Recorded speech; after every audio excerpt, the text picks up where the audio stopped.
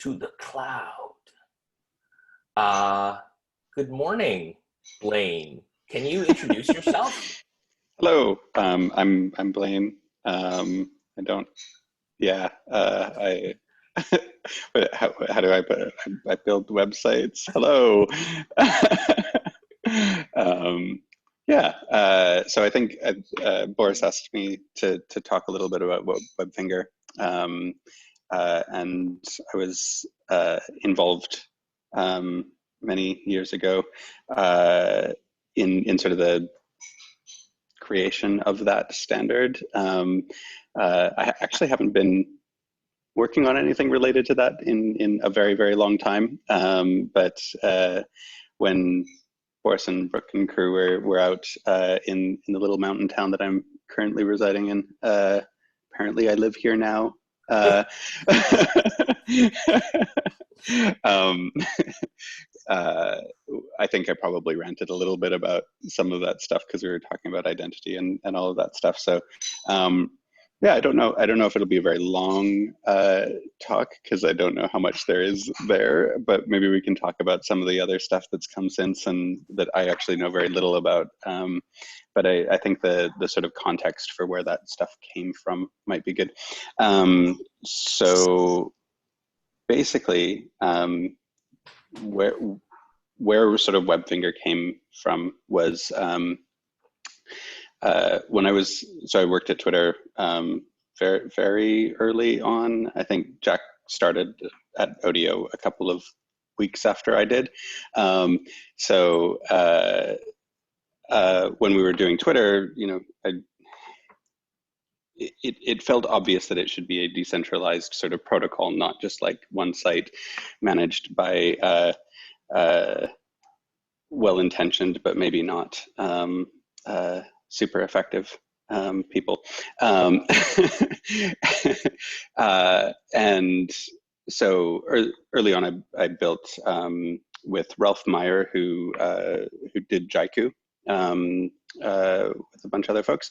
We built basically using XMPP PubSub, a sort of federated backend for Twitter. So I could follow Ralph. Ralph could follow me. We didn't have accounts like without using our Jaiku or Twitter accounts respectively. And that was great. That was amazing. And now we have Mastodon, which basically does the same thing, sort of many years later. And so initially we used XMPP. XMPP is good in many ways and deeply problematic in a whole bunch of other ways. And so I actually don't remember what happened, but basically there was this moment, certainly for me, where it was like, okay, XMPP is not the way we're going to do this. Like this protocol is not going to gain the sort of adoption that we need to make this stuff work. I think part of it was probably going to sort of standards meetings and saying like, look, this, these standards, like the PubSub standard is 350 pages long. Like no one is ever going to implement this stuff, and it's not designed in a way for people to be able to be creative with it. It was really like they just sort of wrote everything that it could do down and standardized it all and said like, go use the servers that some people have written.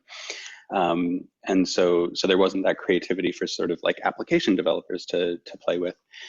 So I sort of became disaffected with XMPP, and there were a bunch of us working on things like PubSub Hubbub, which became ActivityPub through a bunch of mutations and everything. And for me, critically, like when we're building sort of decentralized social networks, the most important thing is being able to connect with someone. So the metric that I always used was like, if I'm on a bus in some far-flung place where I don't have internet access, I'm on vacation, I have a really good conversation on a bus, and I don't have internet access, my phone is dead, and I want to stay in touch with the person. How do I create that connection that can sort of transfer into the future? How do I stay in touch with them? And you know, we use phone numbers, we use email addresses, we use postal addresses. All of these things sort of work, but email addresses and postal addresses are one way, right? Like you can send to them, and you can if you have the other person's address, you can send back, but they're not. We can't layer things on top of them. So they're sort of delivery only, I guess, is the way of thinking about it. And just trying to remember back all of these things. And so a lot of people were talking about using, and like the indie web people might still be talking about doing this, just using URLs as the way to add connection. So like, you know, here's my photo URL, and you say like it's bman.com/photos or something like that. And that never sat right with me because people don't understand URLs. They don't, like, you know, if you're one of the initiated few, like, we get it, it's fine. But even when you start to really think about how complex URLs are, you know, there's Query fragments, hashes, etc., etc. Yeah, so there's like 7 different abstract concepts that you have to understand simultaneously in order to know what a URL means. So there's all sorts of places where that can go like really badly wrong, and like sharing that as a verbal thing isn't something that we do. And so I was really stuck on this idea, partially coming from the XMPP world, that email addresses are actually the thing that we should use. Like they're like, it's just use email addresses. And the reason for that is because I actually think that there's sort of a sociocultural understanding that we have that means that